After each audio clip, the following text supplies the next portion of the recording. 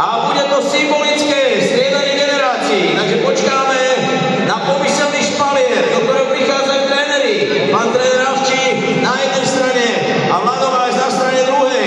Určite môže teraz začať pomaly aplaudovať a skandovať celý štadión, pretože toto je definitívna bodka. Toto je punto 17, toto je úplný záver. Marek Hamšík vystrieda svojich synov, Lukasa a Kristiana.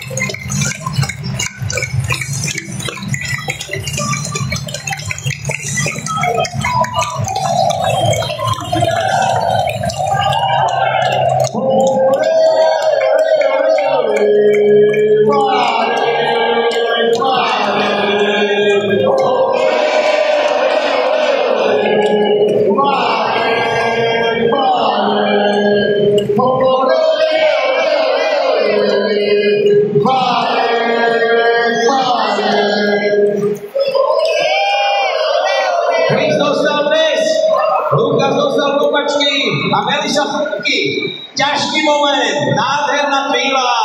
Marek, ďakujeme za všetko a toto musí byť aj veľa krásne, pretože Turci, Taliani, Slováci a kopu ďalších fanúšikov ti prišlo poďakovať za skvelú kariéru.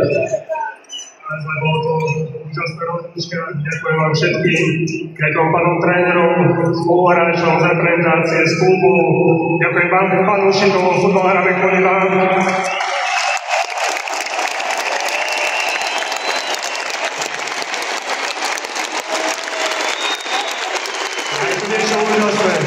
Ďakujem vám pekne a ja som si dovolil celý týto veľa rokov na jedisku a nikdy aj nezabudnem, prišiel čas a ja som veľmi rád, že to bolo byť také, ako to bolo. Ďakujem krásne ešte raz. Ďakujem.